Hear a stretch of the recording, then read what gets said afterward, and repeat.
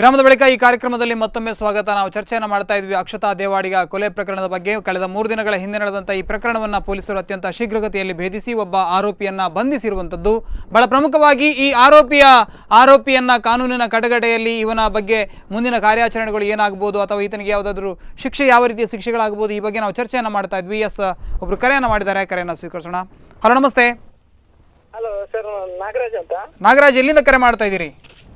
ನಾವು ಕುಂದಾಪುರದಿಂದ ಕರೆ ಮಾಡ್ತಾ ಇರೋದು ಸರ್. ಎಸ್, ಹೇಳಿ, ನಿಮ್ಗೆ ಏನು ಅನಿಸ್ತಾ ಇದೆ? ಒಂದು ಅಕ್ಷತಾ ಪ್ರಕರಣವನ್ನ ಕಂಡಾಗ ಕುಂದಾಪುರ ಭಾಗದಲ್ಲಿ ಈ ರೀತಿಯ ಪ್ರಕರಣಗಳು ದಿನೇ ದಿನೇ ಹೆಚ್ಚುತ್ತಾ ಇರುವಂತದ್ದು, ಇದರ ಬಗ್ಗೆ ತಮ್ಮ ಅನಿಸಿಕೆ ಏನು?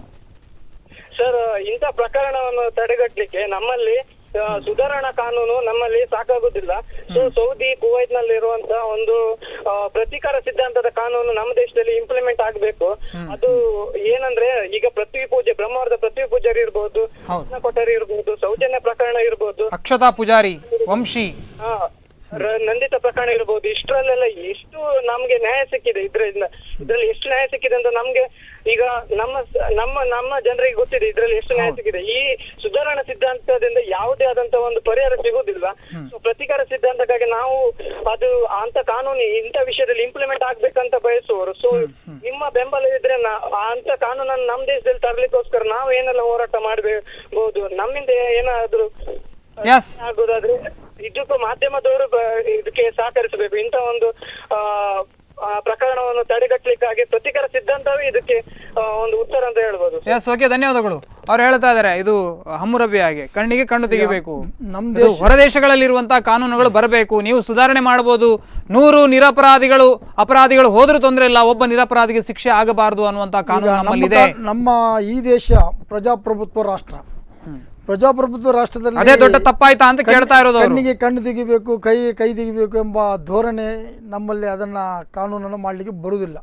ಯಾಕಂದರೆ ಅದರಲ್ಲಿ ಕೂಡ ಅನೇಕ ಜನ ಅಮಾಯಕರ ಬಲಿಯಾದನ್ನು ನಾವು ಕಾಣ್ತಾ ಇದ್ದೀವಿ. ನಮ್ಮಲ್ಲಿ ಏನಂದರೆ, ನೀವು ಹೇಳಿದ ಹಾಗೆ 100 ಜನ ಅಪರಾಧಿಗಳನ್ನು ಬಿಟ್ಟರೂ ಕೂಡ ಒಬ್ಬ ನಿರಪರಾಧಿಗೆ ಶಿಕ್ಷೆ ಆಗಬಾರ್ದು ಎಂಬ ಕಾನೂನು ಇರುವುದರಿಂದಾಗಿ ಅದೆಲ್ಲವೂ ಇದ್ರೂ ಕೂಡ ಇವತ್ತು ಬಹಳಷ್ಟು ಕಠಿಣ ರೀತಿಯಲ್ಲಿ ಇವತ್ತು ನಾವು ಕಾನೂನು 100 ಅಪರಾಧಿಗಳು ಹೊರಗೆ ಹೋದವರು ಏನು ಮಾಡ್ತಾರೆ, ಅದನ್ನು ಯಾಕೆ ನಮ್ಮ ಕಾನೂನುಗಳು ಆಲೋಚನೆ ಮಾಡೋದಿಲ್ಲ? 100 ಅಪರಾಧಿಗಳನ್ನು ಬಿಡ್ತೇವೆ ಎಂಬುದಲ್ಲ, ಆ ಥರ ಒಂದು ಕಾನ್ಸೆಪ್ಟ್. ನಿಮ್ಮಲ್ಲಿ ಕೇಳಬೇಕು. ಈಗ ಇವತ್ತು ಸುನೀಲ್ ನನ್ನ ಬಂಧಿಸಿದ್ದಾರೆ, ಇವನಿಗೆ ಶಿಕ್ಷೆ ಆಗಬಹುದು ಅಂತ ನಿಮಗೆ ಅನಿಸ್ತಾ ಇದೆಯಾ? ಈ ಹಂತದಲ್ಲಿ ನಾವು ಈ ಪ್ರಕರಣ ಕೋರ್ಟಿಗೆ ಹೋಗ್ತಾ ಈಗಾಗಲೇ ಹೋಗಿರೋ ನಿಮ್ಗೆ ಅನಿಸ್ತಾ ಇದೆ? ಯಾಕಂದ್ರೆ ಅದನ್ನ ನೋಡಿದವರು ಯಾರು ಇಲ್ಲ, ಪ್ರತ್ಯಕ್ಷ ಸಾಕ್ಷಿ ಅಂತ ಇದ್ದವಳು ಸತ್ತು ಹೋಗಿದ್ದಾಳೆ. ನೋಡಿ, ಕರೆಕ್ಟ್, ನೀವು ಹೇಳುದು ಕೂಡ ಕರೆಕ್ಟ್. ಅವಳನ್ನ ಪರೇಡ್ ಮಾಡಿ ಇವನ ಮುಖದ ಗುರುತು ಹಿಡೀರಿ ಅಂತ ಹೇಳೋದಕ್ಕೆ ಯಾರಿದ್ದಾರೆ? ಯಾರು ಇಲ್ಲ. ನಿಮ್ ಪ್ರಕಾರ ಇದು ಕೂಡ ಒಂದು ಪೊಲೀಸರು ಒಟ್ಟು ಹಾಕಿ ಕೊಟ್ಟಂತಹ ಸಾಕ್ಷ್ಯಾಧಾರಗಳನ್ನ ಬಿಟ್ರೆ ಬೇರೆ ಯಾವ ಸಾಕ್ಷ್ಯಾಧಾರಗಳಿವೆ? ಇದರಲ್ಲಿ ಸರ್ಕಮ್ಸ್ಟಾನ್ಷಿಯಲ್ ಎವಿಡೆನ್ಸ್ ಅಂತ ಹೇಳ್ತೇವೆ. ಆ ಸಂದರ್ಭಾನುಸಾರ ಸಿಗುವಂತ ಎಲ್ಲ ಸಾಕ್ಷ್ಯಾಧಾರಗಳ ಆಧಾರದ ಮೇಲೆ ಕೂಡ ಆರೋಪಿಗಳನ್ನು ಶಿಕ್ಷೆ ಮಾಡಲಿಕ್ಕೂ ಆಗ್ತದೆ. ಆದರೆ ಸರ್ಕಮ್ಸ್ಟಾನ್ಷಿಯಲ್ ಎವಿಡೆನ್ಸ್ ಬಂದಾಗ ಎಲ್ಲ chain of events unless it is completed ಅವನನ್ನು ಶಿಕ್ಷೆ ಮಾಡಲಿಕ್ಕೆ ಬರುವುದಿಲ್ಲ ಅಂತ ಉಂಟು. ನೀವು ಹೇಳೋದನ್ನು ಕೂಡ ನಾನು ಒಪ್ತೇನೆ. ಈ ಪ್ರಕರಣ ಇವತ್ತು ಒಂದು ಕಡೆಯಿಂದ ಒಂದು ಆ್ಯಂಗಲಲ್ಲಿ ನಾವು ಥಿಂಕ್ ಮಾಡಿದಾಗ ಇವತ್ತು ಏನಾಗಿದೆ ಅಂದರೆ, ಕಾನೂನುಗಳನ್ನು ನಾವು ಕಠಿಣಗೊಳಿಸಿದಾಗ ಅದಕ್ಕೆ ವಿರುದ್ಧವಾಗಿ ಯಾವ ರೀತಿ ಮಾಡ್ಬೋದು ಎಂಬುದನ್ನು ಕೂಡ ಈ ಕಲ್ಪ್ರಿಟ್ಸ್ ಕೂಡ ಆಲೋಚನೆ ಮಾಡ್ತಾರೆ. ಇವತ್ತು ಏನಾಗಿದೆ ಅಂದರೆ, ಈ ಹಿಂದೆ ಅತ್ಯಾಚಾರ ಪ್ರಕರಣ ನಡೆದಾಗ ಅಷ್ಟೊಂದು ಬಲವಾದ ಶಿಕ್ಷೆ, ಅಂದರೆ ಕನ್ವಿಕ್ಷನ್ ಆದರೆ 7 ವರ್ಷದಿಂದ ಕಡಿಮೆ ಕೊಡಲಿಕ್ಕಿಲ್ಲ ಎಂಬುದಿತ್ತು.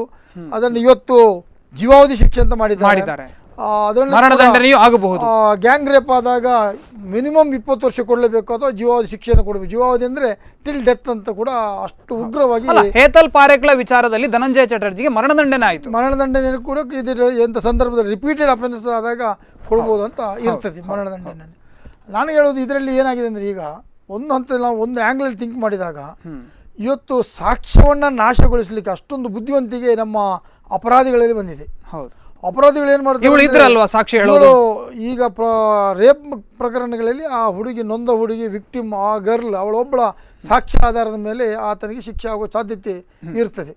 ಅಂಥದ್ರಲ್ಲಿ ಏನು ಮಾಡ್ತಾರೆ ಅಂದರೆ, ಈಗಿನ ದಿನಗಳು ಕೆಲವು ಕಡೆ ಇಲ್ಲ, ಅದಕ್ಕೋಸ್ಕರವಾಗಿ ಸಾಕ್ಷ್ಯವನ್ನು ನಾಶ ಮಾಡೋದಕ್ಕೋಸ್ಕರ ಇವತ್ತು ಕೊಲೆ ಮಾಡುವಂಥ ಹಂತವನ್ನು ಮುಟ್ಟಿದ್ದಾರೆ. ಎಸ್, ಒಂದು ಕರೆ ಇದೆ, ಕರೆಯನ್ನು ಸ್ವೀಕರಿಸೋಣ. ಹಲೋ, ನಮಸ್ತೆ ಸರ್, ಎಲ್ಲಿಂದ ಕರೆ ಮಾಡ್ತಾ ಇದ್ದೀರಿ? ತಮ್ಮ ಹೆಸರು ಹೇಗೆ? ಸರ್, ನಾವು ಕುಂದಾಪುರದಿಂದ ಕರೆ ಮಾಡ್ತಾ ಇದ್ದೀವಿ. ಹೇಳಿ ಸರ್, ಅಕ್ಷತಾ ಪ್ರಕರಣದ ಬಗ್ಗೆ ಒಬ್ಬ ಆರೋಪಿಯನ್ನ ಪೊಲೀಸರು ಬಂಧಿಸಿದ್ದಾರೆ, ಇದರ ಬಗ್ಗೆ ತಮ್ಮ ಅನಿಸಿಕೆ ಏನು? ಸರ್, ತುಂಬಾ ಬೇಜಾರಾಗ್ತಿದೆ ಸರ್. ಈ ಪ್ರಕರಣಗಳು ನಡೀತಾನೆ ಇವೆ ನಮ್ಮ ಕುಂದಾಪುರದಲ್ಲಾಗಿರ್ಲಿ, ಬೈಂದೂರಲ್ಲಾಗಿರ್ಲಿ. ಇಂಥ ಪ್ರಕರಣಗಳು ನಡೀತಾನೆ ಇವೆ ಸರ್.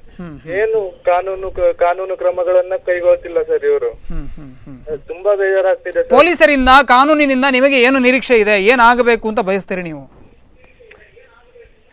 ಸರ್ ಏನೇನು ಮಾಡೋದಿಲ್ಲ ಸರ್ ಇವರು. ರಾಜಕೀಯ ವ್ಯಕ್ತಿಗಳಾಗಿರ್ಲಿ ಏನು ಮಾಡೋದಿಲ್ಲ. AC ರೂಮ್ ಅಲ್ಲಿ ಕೂತ್ಕೊಳ್ತಾರೆ, ಬಿರಿಯಾನಿ ತಿಂತಾರೆ, ಸುಮ್ನೆ ಇರ್ತಾರೆ ಸರ್ ಇವರು.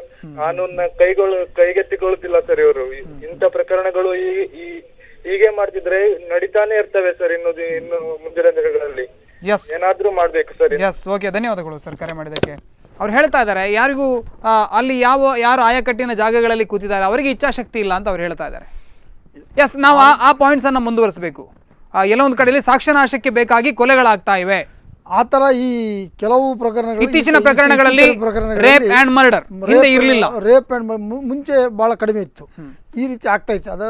ಅದರರ್ಥ ನಾವು ಒಂದು ಕಡೆ ಕಾನೂನನ್ನು ಕಠಿಣಗೊಳಿಸಿದ್ರೆ ಸಾಧ್ಯನೇ ಇಲ್ಲ, ಅಪರಾಧಿಗಳಿಗೆ ಶಿಕ್ಷೆಯನ್ನು ಜಾಸ್ತಿ ಕೊಡಿದ್ರೆ ಸಾಧ್ಯನೇ ಇಲ್ಲ.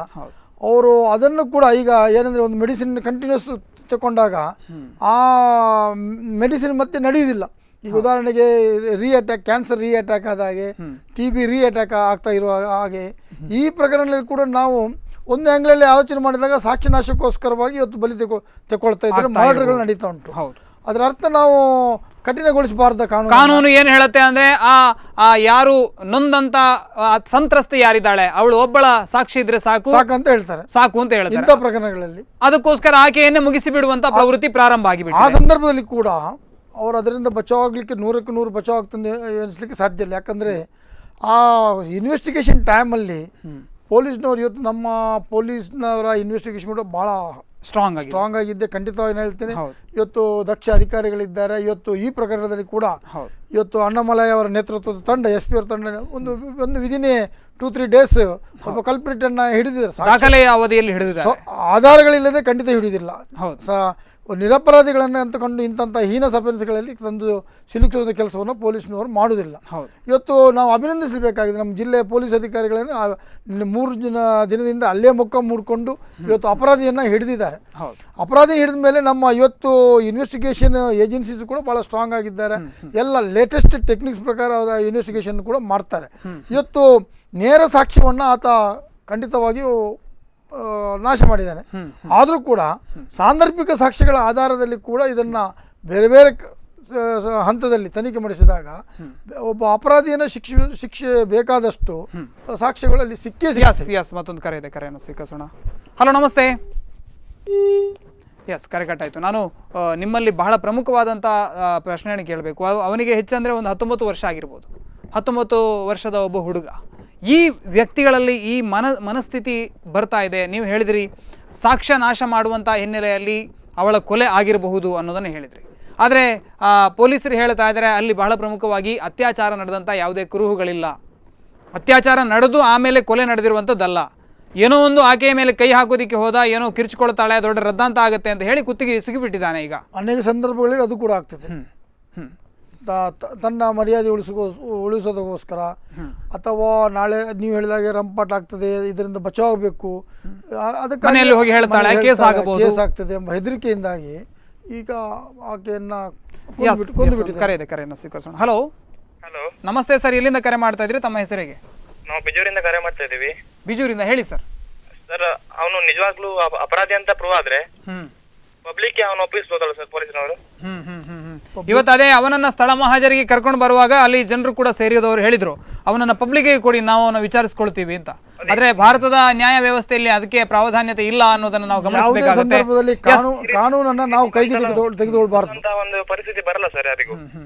ಎಸ್, ಓಕೆ, ಧನ್ಯವಾದಗಳು. ಅವರು ಅದನ್ನೇ ಹೇಳ್ತಾ ಇದ್ದಾರೆ. ಅಂದ್ರೆ ಈಗ ನಮ್ಮ ಕಾನೂನಿನ ಚೌಕಟ್ಟಿನ ಅಲ್ಲ, ನಾನು ಕೇಳೋದು ಇದು ಮೋಬ್ ಮಾಡಿದೆ. ಮೋಬ್ ಅಲ್ಲಿ ಬಹಳ ಪ್ರಮುಖವಾಗಿ ನಾವು ಗಮನಿಸಬೇಕು.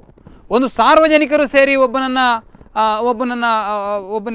ತರಾಟೆಗೆ ತೆಗೆದುಕೊಂಡ್ರು ಅಥವಾ ಒಬ್ಬನ ಮೇಲೆ ಪ್ರತಿಕಾರವನ್ನು ತೆಗೆದುಕೊಂಡ್ರೆ ನ್ಯಾಯಾಂಗ ಏನು ಮಾಡುತ್ತೆ ನೋಡಿ? ಖಂಡಿತ ಈಗ ಆತ ಅಪರಾಧಿ ಆಗಿರ್ಬೋದು, ಅಪರಾಧಿಯನ್ನು ಶಿಕ್ಷಿಸುವ ಹಕ್ಕು ಸಾರ್ವಜನಿಕರಿಗಿಲ್ಲ. ಕಾನೂನು ಪ್ರಕಾರ ಆತನನ್ನು ಕೂಡ ಶಿಕ್ಷೆಯನ್ನು ಕೊಡಬೇಕು. ಒಂದು ಸಂದರ್ಭದಲ್ಲಿ ಪೊಲೀಸ್ನವರು ಅವನನ್ನು ಜನರ ಮಾಪ್ ಕೈಗೆ ಕೊಟ್ಟಿದ್ರೆ ಏನಾಗ್ತಿತ್ತು, ಖಂಡಿತವಾಗಿ ಅವನನ್ನು ಕೊಂದೇ ಬಿಡ್ತಾರೆ. ಒಬ್ಬೊಬ್ಬ ಒಂದು ಏಟು ಹಾಕಿದ್ರು ಕೂಡ 100-200 ಜನ ಅಥವಾ 500 ಜನ ಸೇರಿದಾಗ ಆತನ ಕೊಲೆ ಆಗ್ತದೆ. ಕೊಲೆ ಆದಾಗ ಅಲ್ಲಿದ್ದ ಪ್ರಮುಖರನ್ನು ಅಪರಾಧಿಗಳಂತ ಮಾಡಲೇಬೇಕಾಗ್ತದೆ. ಇವರ ಮೇಲೆ ಕೊಲೆ ಪ್ರಕರಣ ರಿಜಿಸ್ಟರ್ ಮಾಡಲೇಬೇಕಾಗ್ತದೆ ಕಾನೂನು ಅನ್ವಯ. ಒಬ್ಬ ಅಪರಾಧಿಯನ್ನು ಕೊಲ್ಲುವಂಥ ಹಕ್ಕು ಕೂಡ ಸಾರ್ವಜನಿಕರಿಗಾಗಲಿ ಯಾರಿಗೂ ಕೂಡ ಇಲ್ಲ. ನಾವು ಯಾವತ್ತೂ ಕೂಡ ಕಾನೂನನ್ನು ನಮ್ಮ ಕೈಗೆ ತೆಗೆದುಕೊಳ್ಬಾರ್ದು. ಏನು ಇನ್ವೆಸ್ಟಿಗೇಷನ್ ಏಜೆನ್ಸೀಸ್ ಇದ್ದಾರೆ, ಪೊಲೀಸ್ನವರು ಕಾನೂನು ನಾನು ಇಲ್ಲಿ ಬಹಳ ಪ್ರಮುಖವಾಗಿ ನಾವು ಕಾನೂನಿನ ವಿರೋಧಿಗಳಲ್ಲ, ಆದರೆ ಕಾನೂನು ವ್ಯವಸ್ಥೆಯ ಅಡಿಯಲ್ಲಿ ಇವತ್ತು ಅವರಾಗಲೇ ಹೇಳಿದರು, ಅದು ವಂಶಿ ಪ್ರಕರಣ ಇರ್ಬೋದು, ನಂದಿತಾ ಪ್ರಕರಣ ಇರ್ಬೋದು, ಅಥವಾ ಸೌಜನ್ಯಾಳ ಪ್ರಕರಣ ಇರ್ಬೋದು, ರತ್ನಾ ಕೊಠಾರಿ ಇರ್ಬೋದು, ಅಕ್ಷತಾ ಇರ್ಬೋದು, ಪೃಥ್ವಿ ಇರ್ಬೋದು, ಎಷ್ಟು ಸಾಲು ಸಾಲು ಪ್ರಕರಣಗಳು ಕರಾವಳಿ ಭಾಗದಲ್ಲಿ ವರದಿಯಾಗಿರುವಂಥದ್ದು. ಯಾವ ಪ್ರಕರಣದಲ್ಲಿ ಕೂಡ ಆರೋಪಿಗಳಿಗೆ ಶಿಕ್ಷೆ ಆದಂಥ ಉದಾಹರಣೆ ಇಲ್ಲ. ಇದು ಯಾಕೆ ಆಗ್ತಾ ಇದೆ? ಈಗ ತಮ್ಮ ಕೆಲವು ಪ್ರಕರಣಗಳಂತ ಉದಾಹರಣೆ ಮಾಡಿ ಇವತ್ತು ಹೇಳಿದಿರಿ, ಇದರಲ್ಲಿ ಶಿಕ್ಷೆ ಆಗಲಿಲ್ಲ ಅಂತ. ವಂಶಿ ಕೊಲೆ ಪ್ರಕರಣ ಶಿಕ್ಷೆ ಆಗಲಿಲ್ಲ, ಸುಚೇತ ಆಗಲಿಲ್ಲ, ಬಹುಶಃ ಅದು ಇನ್ನೂ ವಿಲೇವಾರಿ ಆಗಲಿಕ್ಕೆ ಬಾಕಿ ಉಂಟು ಅಂತ ಗೊತ್ತಿಲ್ಲ. ಕೆಲವು ಪ್ರಕರಣ ಇನ್ನೂ ಕೂಡ ತನಿಖೆ. ಇವರಿಗೆ ಜಾಮೀನು ಸಿಗ್ತಾ ಇದೆಯಾ? ಹೇಗೆ ಇವರಿಗೆ ಜಾಮೀನು ಬೇಲ್ ಪಡೆದುಕೊಳ್ಳುವಂತ ವಿಧಾನ? ಅತ್ಯಾಚಾರ ಪ್ರಕರಣಗಳಲ್ಲಿ ಯಾವುದೇ ನಾನ್ ಬೇಲೇಬಲ್ ಕೇಸುಗಳಲ್ಲಿ ಕೂಡ ಪ್ರೈಮಾ ಫೇಸಿ ಆತನ ಮೇಲೆ ಆರೋಪ ದೃಢಪಡುವಷ್ಟು ಸಾಕ್ಷ್ಯಗಳು ಇಲ್ಲದಿದ್ದರೆ ಆ ಹಂತದಲ್ಲಿ ಬೇಲ್ ಕೇಳೋ ಹಂತದಲ್ಲಿ ಕೊಡಬಹುದು ಅಂತ ಉಂಟು. ಬಟ್ ರ್ಯಾರ್ ಕೇಸಲ್ಲಿ ಮಾತ್ರ ಕೊಡ್ತಾರೆ, ಬಿಟ್ಟರೆ ಹೆಚ್ಚಿನ ಕೇಸುಗಳಲ್ಲಿ ಇಂಥ ಪ್ರಕರಣಗಳಲ್ಲಿ ಇಂಥ ಗಂಭೀರ ಬೇಲ್ ಕೊಡಲಿಕ್ಕೆ ಹೋಗೋದಿಲ್ಲ. ಇದು ಇವತ್ತು ಭಾಳಷ್ಟು ಕಾನೂನು ಕೂಡ ನಮ್ಮ ಜುಡಿಷಿಯರಿ ಕೂಡ ಈ ಬಗ್ಗೆ ಸ್ವಲ್ಪ ಸ್ಟ್ರಿಕ್ಟ್ ಆಗಿ ಉಂಟು ಮತ್ತು ಸುಲಭವಾಗಿ ಆತ ಹೊರಬರಲಿಕ್ಕೆ ಸಾಧ್ಯ ಇಲ್ಲ. ಎಸ್ ಒಂದು ಕರೆ ಇದೆ, ಕರೆಯನ್ನು ಸ್ವೀಕರಿಸೋಣ. ಹಲೋ, ನಮಸ್ತೆ. ನಮಸ್ತೆ ಸರ್. ಎಲ್ಲಿಂದ ಕರೆ ಮಾಡ್ತಾ ಇದ್ದೀರಿ? ತಮ್ಮ ಹೆಸರು ಹೇಗೆ? ಅರುಣ್ ಅಂತ ಮಾತಾಡ್ತಾ ಇರೋದು, ಉಡುಪಿಯಿಂದ. ಅರುಣ್ ಅವರೇ ಹೇಳಿ, ಅತ್ಯಾಚಾರ ಪ್ರಕರಣಗಳು ಬಹಳ ಪ್ರಮುಖವಾಗಿ ಕರಾವಳಿ ಭಾಗದಲ್ಲಿ ವರದಿ ಆಗ್ತಾ ಇರುವಂಥದ್ದು, ಅದರಲ್ಲೂ ಬಹಳ ವಿಶೇಷವಾಗಿ ಅಕ್ಷತಾ ದೇವಾಡಿಗಳ ಪ್ರಕರಣದಲ್ಲಿ ಒಬ್ಬ ಆರೋಪಿಯನ್ನು ಬಂಧಿಸಿದ್ದಾರೆ. 19 ವರ್ಷದ ಒಬ್ಬ ಬಾಲಕನಿಂದ ಕೃತ್ಯ ಆಗಿದೆ ಅಂತ ಪೊಲೀಸರು ಹೇಳ್ತಾ ಇದ್ದಾರೆ. ತಮ್ಮ ಅನಿಸಿಕೆ ಏನು ಈ ಬಗ್ಗೆ? ಪ್ರಥಮವಾಗಿ SP ಆಗಿರುವಂತಹ ಅಣ್ಣಮಲ್ಲಿ ಅವರಿಗೆ ಧನ್ಯವಾದಗಳನ್ನ ಪ್ರಕರಣವನ್ನ 3 ದಿನದಲ್ಲಿ ಭೇದಿಸ್ತೀನಿ ಅಂತ ಹೇಳಿ ಅದನ್ನ ಬಗ್ಗೆ ತೀವ್ರವಾಗಿ ಒಂದು ಹೋರಾಟವನ್ನ ಕೊಟ್ಟು ಒಂದು ಆರೋಪಿಯನ್ನ ಈಗಾಗಲೇ ಬಂಧಿಸಿದಿರ ಅನ್ನುವಂತ ಸುದ್ದಿ ಕೂಡ ನಿಮ್ ಟಿವಿಯಲ್ಲಿ ಹೈಲೈಟ್ಸ್ ಆಗ್ತಾ ಇದೆ. ಎಲ್ಲ ನಮ್ ಪ್ರಕಾರ ಹೇಳಕೋದ್ರೆ ಲಾ ಪ್ರೊಸೆಸ್ ಸ್ಲೋ ಆಗಿದೆ ಸರ್ ಅಂತ ಹೇಳ್ತೀನಿ. ನಾನು ಓರ್ವ ಸ್ಟೂಡೆಂಟ್ ಆಗಿ ಮಾತಾಡ್ತಾ ಇದ್ದೀನಿ. ಕಾನೂನಿನ ಪ್ರಕ್ರಿಯೆಗಳು ಬಹಳ ನಿಧಾನವಾಗಿ ಆಗ್ತಾ ಇವೆ ಅಂತ ಹೇಳ್ತಾ ಇದ್ದೀರಿ. ಹಾ ಸರಿ, ಅದನ್ನು ಒಪ್ಕೊಳ್ಳೇಬೇಕು. ಅಲ್ಲಿರುವಂತ ರತ್ನಾಕರ್ ಶೆಟ್ಟಿ ಅವರು ಕೂಡ ಒಪ್ಕೊಳ್ಳೇಬೇಕು. ಈ ರೀತಿಯಾದಂತ ಒಂದು ವ್ಯವಸ್ಥೆಯಲ್ಲಿ ನಾವು ಬದುಕ್ತಾ ಇದೀವಿ ಅಂತ ಹೇಳಿದ್ರೆ ಹುಡುಗಿರಿಗೆ ಎಲ್ಲಿದೆ ಮಾನ್ಯತೆ ಅಥವಾ ಹುಡುಗರ ಮನಸ್ಥಿತಿ ಇವತ್ತಿಗೆ ಎಲ್ಲಿ ಮಟ್ಟಿಗೆ ಇದೆ ಅನ್ನೋದನ್ನ ನಾವು ಗಮನಿಸಬೇಕಾಗ್ತದೆ. ಓಕೆ, ಧನ್ಯವಾದಗಳು ಸರ್, ಕರೆಯನ್ನು ಮಾಡಿದ್ರಿ. ಅವ್ರು ಹೇಳ್ತಾ ಇದ್ದಾರೆ ಕಾನೂನಿನ ಪ್ರಕ್ರಿಯೆ ವಿಳಂಬ ಆಗಿರೋದೇ ಬಹಳ ಪ್ರಮುಖವಾಗಿ ಇಂಥ ಘಟನೆಗಳು ಮತ್ತೆ ಮರುಕಳಿಸೋದಕ್ಕೆ ಕಾರಣ ಅಂತ ಅವ್ರು ಹೇಳ್ತಾ ಇದ್ದಾರೆ. ಒಂದು ಪುಟ್ಟ ವಿರಾಮವನ್ನು ತೆಗೆದುಕೊಳ್ತಾ ಇದ್ದೇನೆ. ವಿರಾಮದ ಬಳಿಕ ಕಾರ್ಯಕ್ರಮ ಮತ್ತೆ ಮುಂದುವರಿಯುತ್ತೆ.